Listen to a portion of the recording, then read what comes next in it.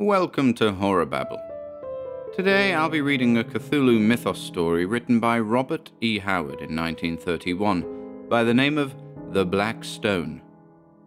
The story marks the first appearance of the fictional work The Unaussprechlichen Kulten by Friedrich von Junzt, or Junzt as it will be pronounced henceforth. We hope you enjoy this one.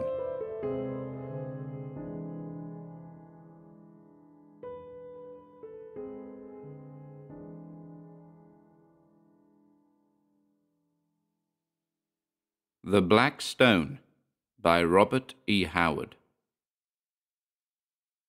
They say foul things of old times still lurk in dark forgotten corners of the world, and gates still gape to loose on certain nights, shapes pent in hell. Justin Jeffrey.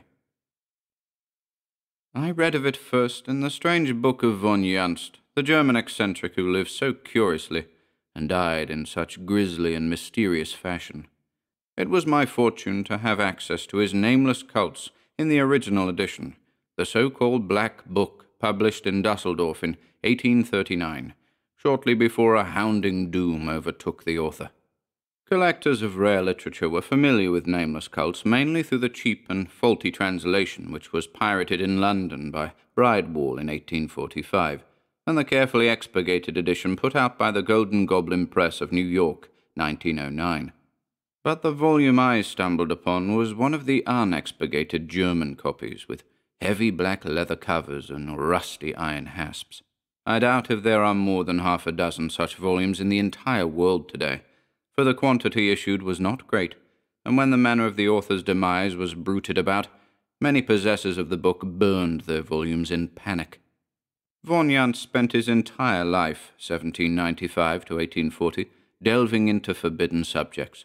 He travelled in all parts of the world, gained entrance into innumerable secret societies, and read countless little-known and esoteric books and manuscripts in the original, and in the chapters of the Black Book, which range from startling clarity of exposition to murky ambiguity, there are statements and hints to freeze the blood of a thinking man. Reading what von Junzt dared put in print arouses uneasy speculations as to what it was that he dared not tell. What dark matters, for instance, were contained in those closely written pages that form the unpublished manuscript on which he worked unceasingly for months before his death, and which lay torn and scattered all over the floor of the locked and bolted chamber, in which von Junzt was found dead with the marks of taloned fingers on his throat? It will never be known, for the author's closest friend, the Frenchman Alexis Ledoux, after having spent a whole night piecing the fragments together and reading what was written, burnt them to ashes and cut his own throat with a razor. But the contents of the published matter are shuddersome enough, even if one accepts the general view that they but represent the ravings of a madman. There, among many strange things, I found mention of the Black Stone, that curious, sinister monolith that broods among the mountains of Hungary, and about which so many dark legends cluster. Von Junzt did not devote much space to it. The bulk of his grim work concerns cults and objects of dark worship which he maintained existed in his day, and it would seem that the Black Stone represents some order or being lost and forgotten centuries ago. But he spoke of it as one of the keys, a phrase used many times by him in various relations, and constituting one of the obscurities of his work. And he hinted briefly at curious sights to be seen about the monolith on Midsummer's Night. He mentioned Otto Dostman's theory that this monolith was a remnant of the Hunnish invasion and had been erected to commemorate a victory of Attila over the Goths. Von Junzt contradicted this assertion without giving any refutatory facts, merely remarking that to attribute the origin of the Black Stone to the Huns was as logical as assuming that William the Conqueror reared Stonehenge. This implication of enormous antiquity piqued my interest immensely, and after some difficulty I succeeded in locating a rat-eaten and mouldering copy of Dostman's Remnants of Lost Empires, Berlin, 1809, the Drachenhaus Press. I was disappointed to find that Dostman referred to the Black Stone even more briefly than at von Junzt, dismissing it with a few lines as an artifact comparatively modern in contrast with the Greco-Roman ruins of Asia Minor, which were his pet theme.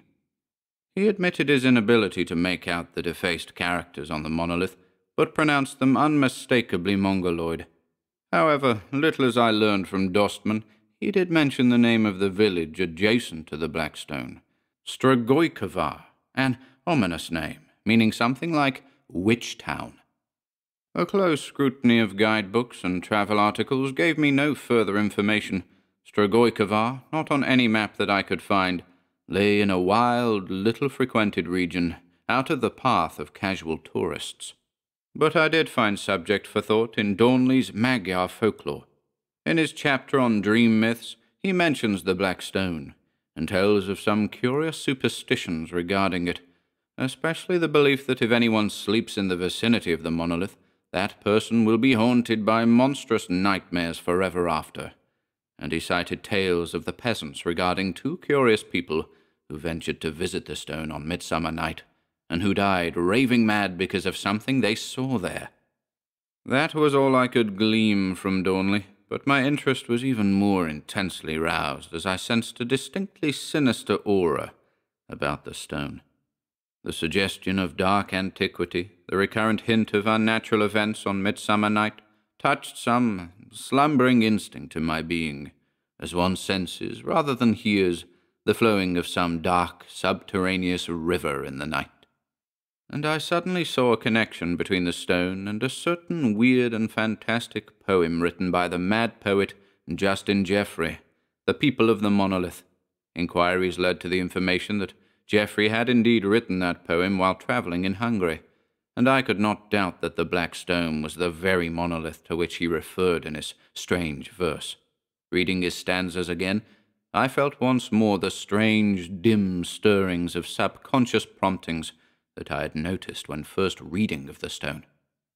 I had been casting about for a place to spend a short vacation, and I made up my mind.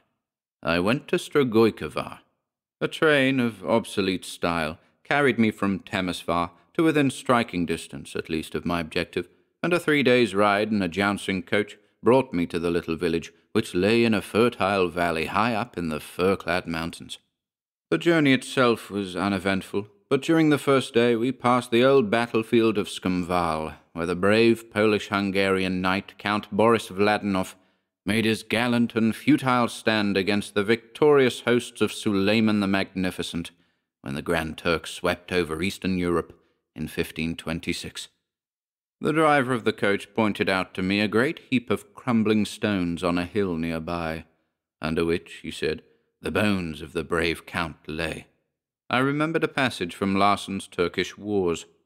After the skirmish, in which the Count with his small army had beaten back the Turkish advance guard, the Count was standing beneath the half-ruined walls of the old castle on the hill, giving orders as to the disposition of his forces, when an aide brought to him a small lacquered case, which had been taken from the body of the famous Turkish scribe and historian Selim Bahadur, who had fallen in the fight. The Count took therefrom a roll of parchment and began to read, but he had not read far before he turned very pale and, without saying a word, replaced the parchment in the case and thrust the case into his cloak. At that very instant a hidden Turkish battery suddenly opened fire, and the ball striking the old castle, the Hungarians were horrified to see the walls crash down in ruin, completely covering the brave Count. Without a leader, the gallant little army was cut to pieces, and in the war-swept years which followed, the bones of the nobleman were never recovered. Today, the natives point out a huge and mouldering pile of ruins near Skumval, beneath which, they say, still rests all that the centuries have left of Count Boris Vladanov. I found the village of Strogojkovar a dreamy, drowsy little village that apparently belied its sinister cognomen, a forgotten back-eddy that progress had passed by. The quaint houses and the quaint address and manners of the people were those of an earlier century. They were friendly, mildly curious, but not inquisitive, though visitors from the outside world were extremely rare. 10 years ago, another American came here and stayed a few days in the village, said the owner of the tavern where I had put up. A young fellow and queer acting. Mumbled to himself. A poet, I think. I knew he must mean Justin Jeffrey. Yes, he was a poet, I answered, and he wrote a poem about a bit of scenery near this very village. Indeed? Mine host's interest was aroused. Then, since all great poets are strange in their speech and actions, he must have achieved great fame, for his actions and conversations were the strangest of any man I ever knew. As is usual with artists, I answered, most of his recognition has come since his death. He is dead, then?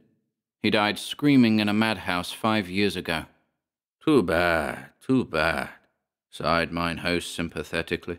Poor lad, he looked too long at the black stone. My heart gave a leap, but I masked my keen interest and said casually, I have heard something of this black stone. Somewhere near this village, is it not? Nearer than Christian folk wish, he responded. Look. He drew me to a latticed window and pointed up at the fir-clad slopes of the brooding blue mountains. There, beyond where you see the bare face of that jutting cliff, stands that accursed stone. Would that it were ground to powder, and the powder flung into the Danube to be carried to the deepest ocean.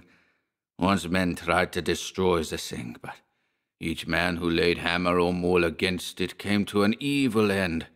So now the people shun it. What is there so evil about it? I asked curiously. It is a demon-haunted thing, he answered uneasily, and with a suggestion of a shudder. In my childhood, I knew a young man who came up from below and laughed at our traditions. In his foolhardiness, he went to the stone one midsummer night, and at dawn stumbled into the village again, stricken dumb and mad. Something had shattered his brain and sealed his lips, until the day of his death, which came soon after, he spoke only to utter terrible blasphemies or to slaver gibberish. My own nephew, when very small, was lost in the mountains and slept in the woods near the stone. And now in his manhood he is tortured by foul dreams, so that at times he makes the night hideous with his screams and wakes with cold sweat upon him.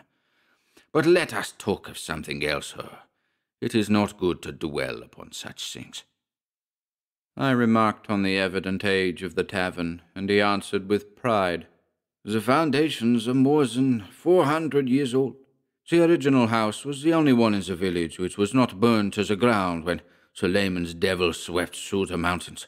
Here in the house as then stood on these same foundations, it is said, the scribe Selim Bahadur had his headquarters, while ravaging the country hereabouts. I learn then that the present inhabitants of Strigoi-Kavar are not descendants of the people who dwelt there before the Turkish raid of 1526. The victorious Muslims left no living human in the village or the vicinity thereabouts when they passed over. Men, women, and children they wiped out in one red holocaust of murder, leaving a vast stretch of country silent and utterly deserted. The present people of Strigoi-Kavar are descended from hardy settlers from the lower valleys who came into the ruined village after the Turk was thrust back. Mine host did not speak of the extermination of the original inhabitants with any great resentment, and I learned that his ancestors in the lower levels had looked on the mountaineers with even more hatred and aversion than they regarded the Turks. He was rather vague regarding the causes of this feud, but said that the original inhabitants of Strigoi-Kavar had been in the habit of making stealthy raids on the lowlands and stealing girls and children. Moreover, he said, that they were not exactly of the same blood as his own people. The sturdy, original Magyar Slavic stock had mixed and intermarried with a degraded aboriginal race until the breeds had blended, producing an unsavory amalgamation.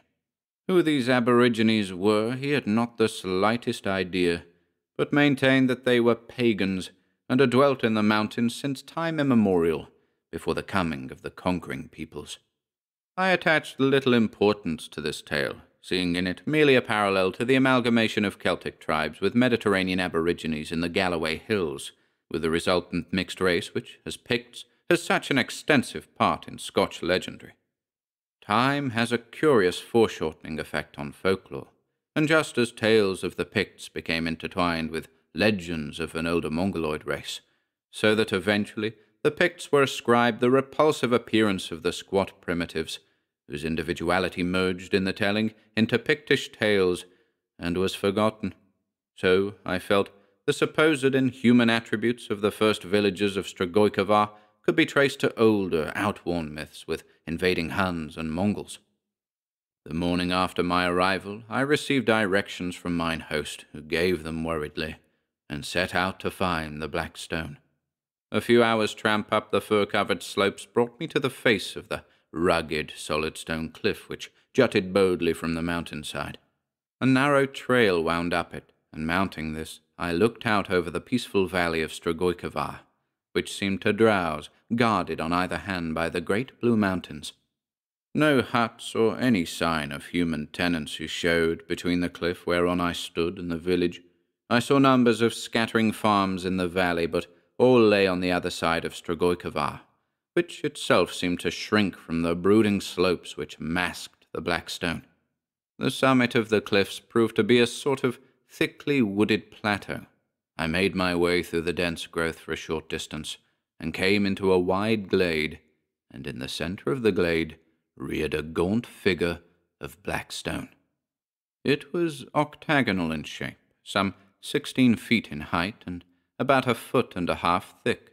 It had once evidently been highly polished, but now the surface was thickly dinted, as if savage efforts had been made to demolish it.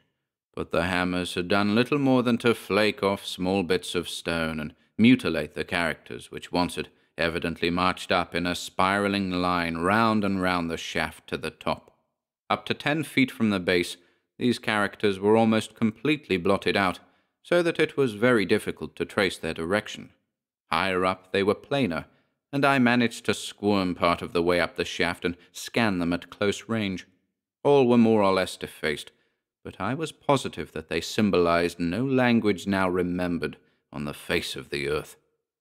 I am fairly familiar with all hieroglyphics known to researchers and philologists, and I can say with certainty that those characters were like nothing of which I have ever read or heard. The nearest approach to them that I ever saw were some crude scratches on a gigantic and strangely symmetrical rock in a lost valley of Yucatan. I remember that when I pointed out these marks to the archaeologist who was my companion, he maintained that they either represented natural weathering or the idle scratching of some Indian.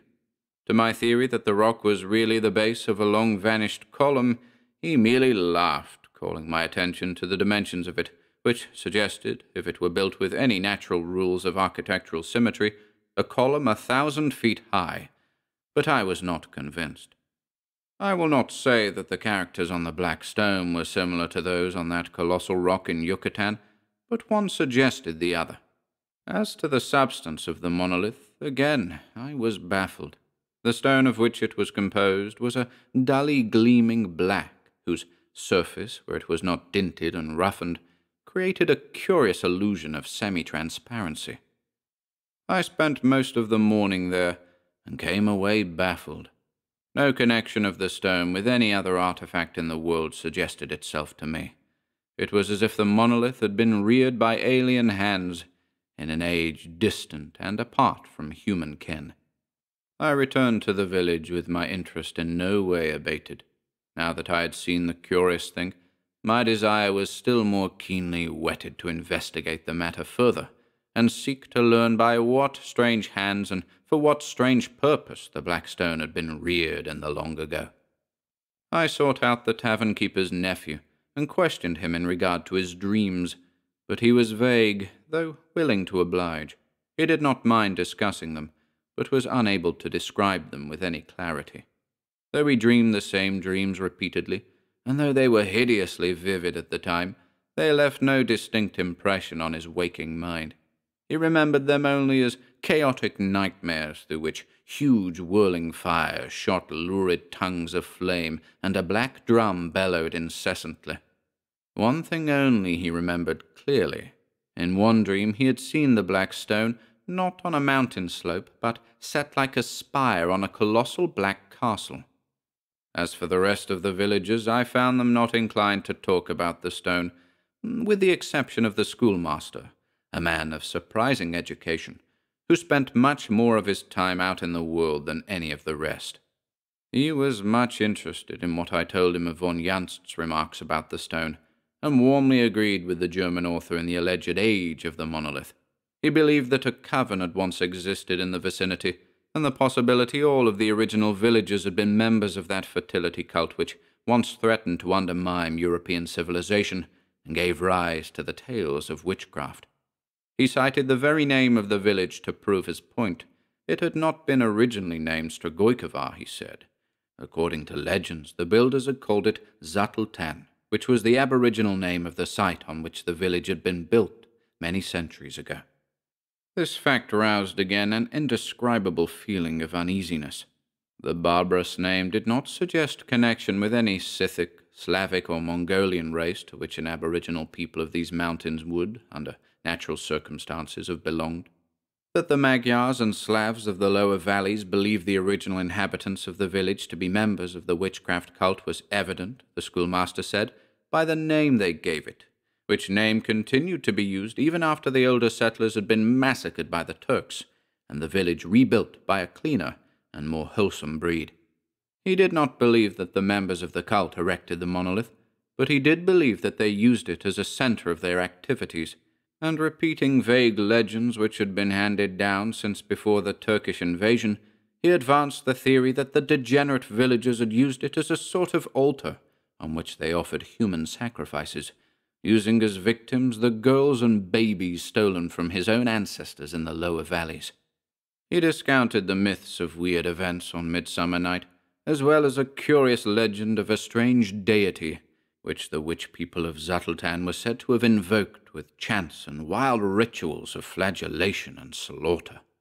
He had never visited the stone on Midsummer Night, he said, but he would not fear to do so.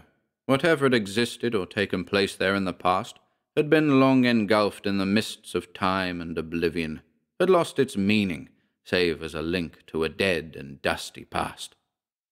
It was while returning from a visit with this schoolmaster one night, about a week after my arrival at Strigojkovar, that a sudden recollection struck me. It was Midsummer Night, the very time that the legends linked with grisly implications to the Black Stone. I turned away from the tavern and strode swiftly through the village. Strigojkovar lay silent, the villagers retired early. I saw no one as I passed rapidly out of the village and up into the firs which masked the mountain slopes with whispering darkness. A broad silver moon hung above the valley, flooding the crags and slopes in a weird light and etching the shadows blackly. No wind blew through the firs, but a mysterious, intangible rustling and whispering was abroad. Surely on such nights in past centuries, my whimsical imagination told me, naked witches astride magic broomsticks had flown across the valley, pursued by jeering demoniac familiars. I came to the cliffs, and was somewhat disquieted to note that the elusive moonlight lent them a subtle appearance I had not noticed before. In the weird light, they appeared less like natural cliffs, and more like the ruins of Cyclopean and Titan-reared battlements jutting from the mountain slope. Shaking off this hallucination with difficulty, I came upon the plateau, and hesitated a moment before I plunged into the brooding darkness of the woods.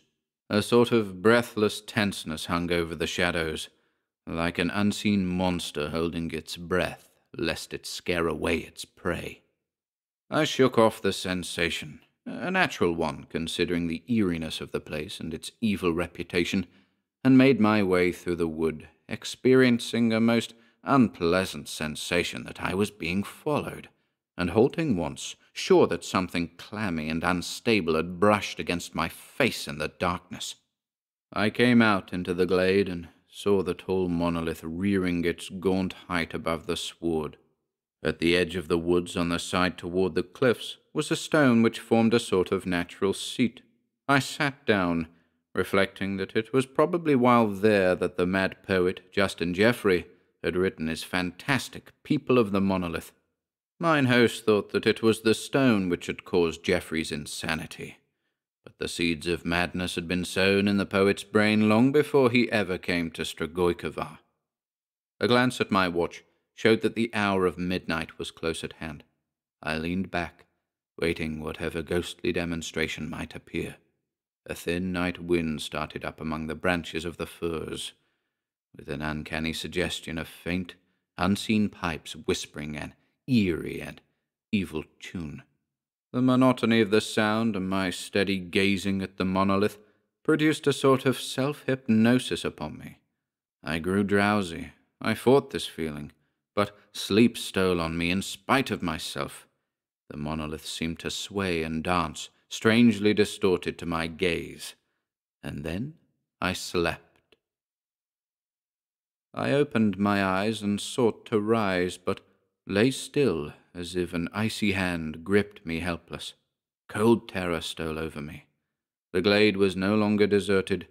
It was thronged by a silent crowd of strange people, and my distended eyes took in strange barbaric details of costume which my reason told me were archaic and forgotten even in this backward land. Surely, I thought, these are villagers who have come here to hold some fantastic conclave, but another glance told me that these people were not the folk of Strigojkova. They were a shorter, more squat race, whose brows were lower, whose faces were broader and duller. Some had Slavic and Magyar features, but those features were degraded as from a mixture of some baser, alien strain I could not classify. Many wore the hides of wild beasts, and their whole appearance, both men and women, was one of sensual brutishness. They terrified and repelled me, but they gave me no heed. They formed in a vast half-circle in front of the monolith, and began a sort of chant, flinging their arms in unison and weaving their bodies rhythmically from the waist upward. All eyes were fixed on the top of the stone, which they seemed to be invoking. But the strangest of all was the dimness of their voices. Not 50 yards from me, hundreds of men and women were unmistakably lifting their voices in a wild chant, yet those voices came to me as a faint, indistinguishable murmur, as if from across vast leagues of space or time. Before the monolith stood a sort of brazier from which a vile, nauseous yellow smoke billowed upward, curling curiously in a swaying spiral around the black shaft like a vast, unstable snake. On one side of this brazier lay 2 figures, a young girl, stark naked and bound hand and foot, and an infant, apparently only a few months old. On the other side of the brazier squatted a hideous old hag, with a queer sort of black drum on her lap. This drum she beat with slow, light blows of her open palms, but I could not hear the sound. The rhythm of the swaying bodies grew faster, and into the space between the people and the monolith sprang a naked young woman, her eyes blazing, her long black hair flying loose. Spinning dizzily on her toes, she whirled across the open space and fell prostrate before the stone, where she lay motionless.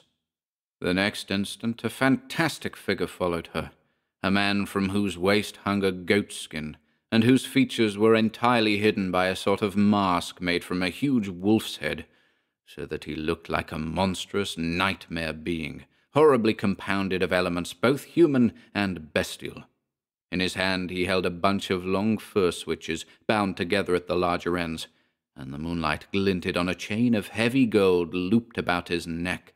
A smaller chain depending from it suggested a pendant of some sort, but this was missing. The people tossed their arms violently and seemed to redouble their shouts as this grotesque creature loped across the open space with many a fantastic leap and caper. Coming to the woman who lay before the monolith, he began to lash her with the switches he bore, and she leaped up and spun into the wild mazes of the most incredible dance I have ever seen. And her tormentor danced with her, keeping the wild rhythm, matching her every whirl and bound, while incessantly raining cruel blows on her naked body. And at every blow he shouted a single word over and over, and all the people shouted it back. I could see the working of their lips, and now the faint far-off murmur of their voices merged and blended into one distant shout, repeated over and over with slobbering ecstasy. But what that one word was I could not make out. In dizzy whirls spun the wild dancers, while the lookers-on, standing still in their tracks, followed the rhythm of their dance with swaying bodies and weaving arms. Madness grew in the eyes of the capering votress, and was reflected in the eyes of the watchers. Wilder and more extravagant grew the whirling frenzy of that mad dance. It became a bestial and obscene thing, while the old hag howled and battered the drum like a crazy woman, and the switches cracked out a devil's tune. Blood trickled down the dancer's limbs, but she seemed not to feel the lashing, save as a stimulus for further enormities of outrageous motion. Bounding into the midst of the yellow smoke, which now spread out tenuous tentacles to embrace both flying figures, she seemed to merge with that foul fog and veil herself with it. Then, emerging into plain view, closely followed by the beast thing that flogged her, she shot into an indescribable explosive burst of dynamic, mad motion, and on the very crest of that mad wave she dropped suddenly to the sward, quivering and panting as if completely overcome by her frenzied exertions. The lashing continued with unabated violence and intensity, and she began to wriggle toward the monolith on her belly.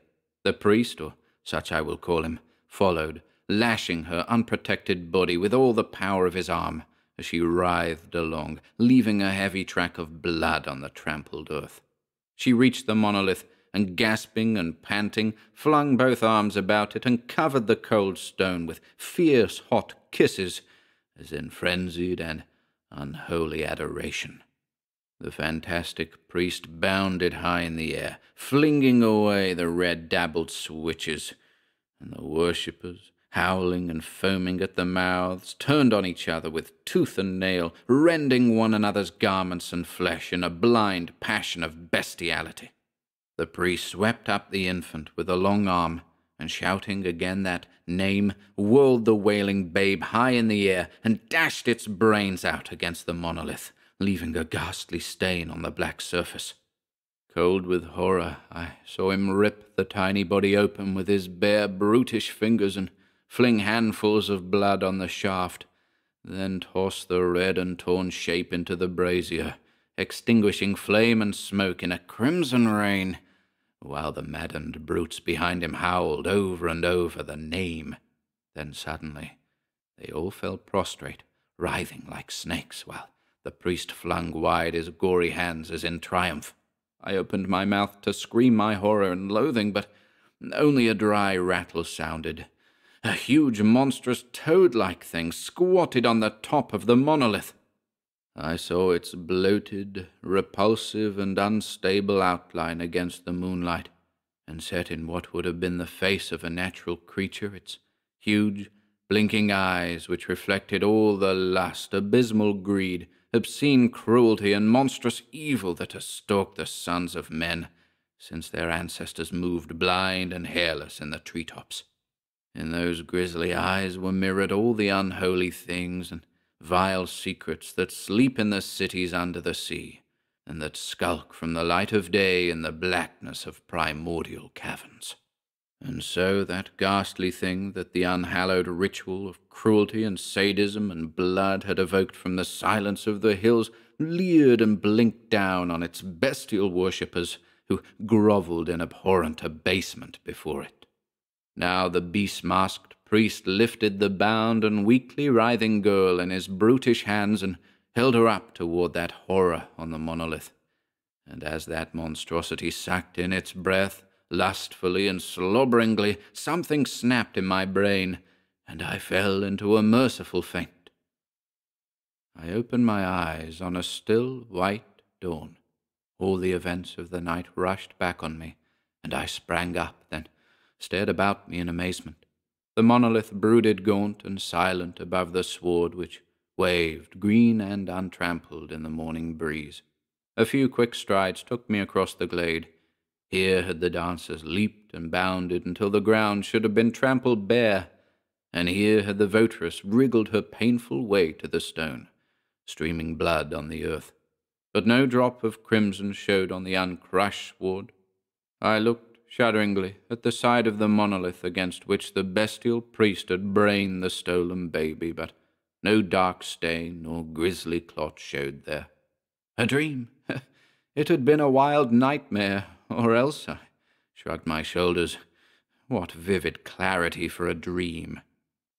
I returned quietly to the village, and entered the inn without being seen, and there I sat meditating over the strange events of the night. More and more was I prone to discard the dream theory. That what I had seen was illusion and without material substance was evident, but I believed that I had looked on the mirrored shadow of a deed perpetrated in ghastly actuality in bygone days. But how was I to know? What proof to show that my vision had been a gathering of foul spectres rather than a nightmare originating in my brain? As if for answer, a name flashed into my mind: Salim Bahada. According to legend, this man, who had been a soldier as well as a scribe, had commanded that part of Suleiman's army which had devastated Strigoi. It seemed logical enough, and if so, he had gone straight from the blotted-out countryside to the bloody field of Skumval and his doom. I sprang up with a sudden shout. That manuscript which was taken from the Turk's body, and which Count Boris shuddered over, might it not contain some narration of what the conquering Turks found in Strigoi? What else could have shaken the iron nerves of the Polish adventurer? And since the bones of the Count had never been recovered, what more certain than that the lacquered case with its mysterious contents still lay hidden beneath the ruins that covered Boris Vladinov? I began packing my bag with fierce haste. 3 days later found me ensconced in a little village a few miles from the old battlefield, and when the moon rose I was working with savage intensity on the great pile of crumbling stone that crowned the hill. It was back-breaking toil. Looking back now, I can not see how I accomplished it, though I labored without a pause from moonrise to dawn.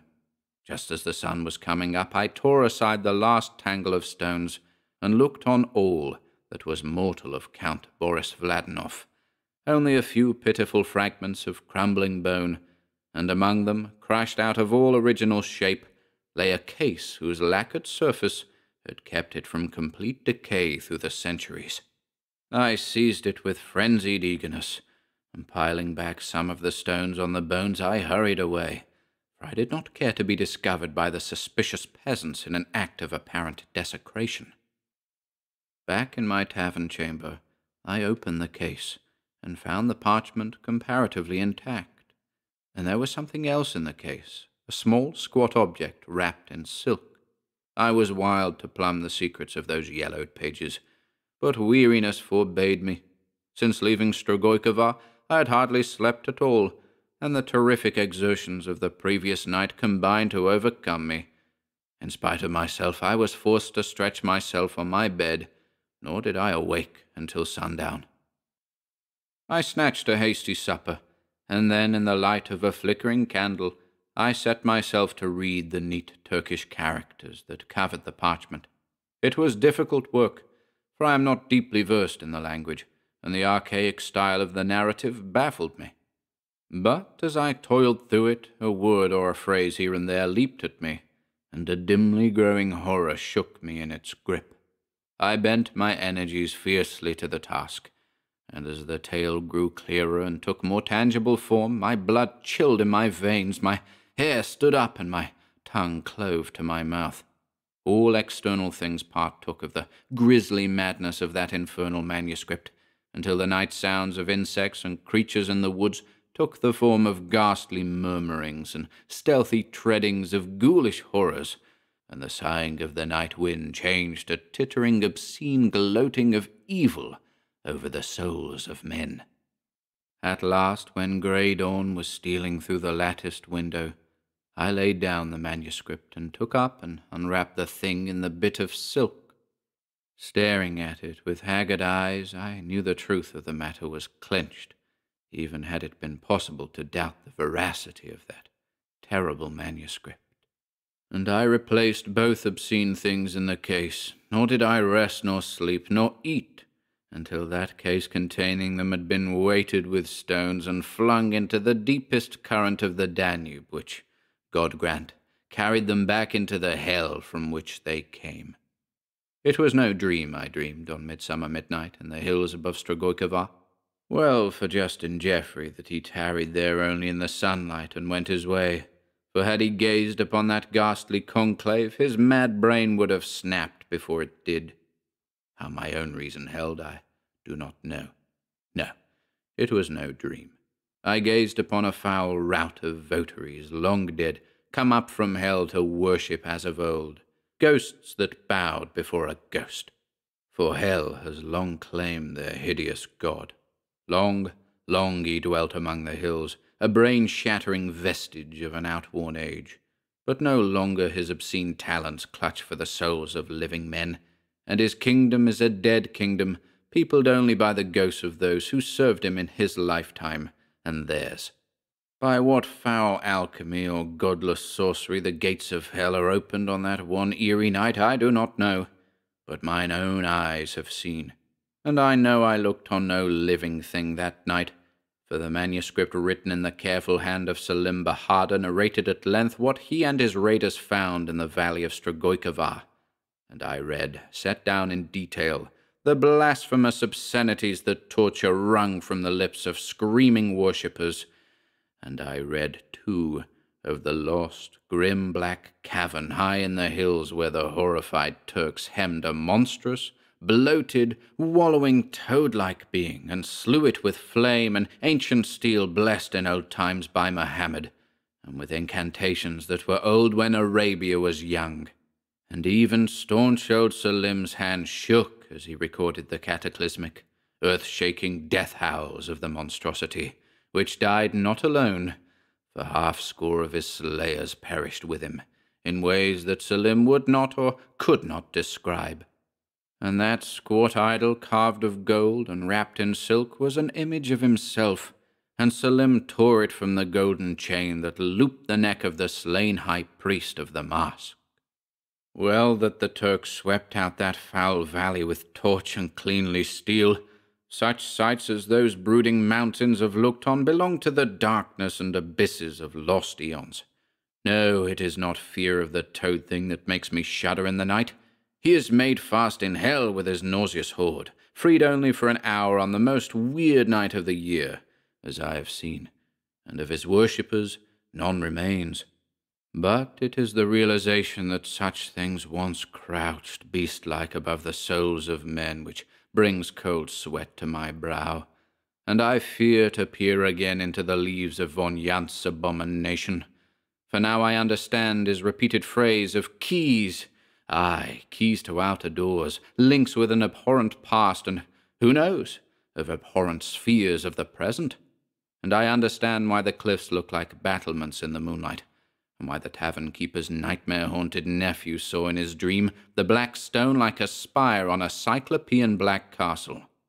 If men ever excavate among those mountains, they may find incredible things below those masking slopes, for the cave wherein the Turks trapped the thing was not truly a cavern, and I shudder to contemplate the gigantic gulf of eons which must stretch between this age and the time when the earth shook herself and reared up like a wave those blue mountains that, rising, enveloped unthinkable things. May no man ever seek to uproot that ghastly spire men call the Black Stone. A key, aye, it is a key, symbol of a forgotten horror. That horror has faded into the limbo from which it crawled, loathsomely, in the black dawn of the earth. But what of the other fiendish possibilities hinted at by von Junzt? What of the monstrous hand which strangled out his life? Since reading what Selim Bahadur wrote, I can no longer doubt anything in the Black Book. Man was not always master of the earth, and is he now? And the thought recurs to me, if such a monstrous entity as the master of the monolith somehow survived its own unspeakably distant epoch so long, what nameless shapes may even now lurk in the dark places of the world?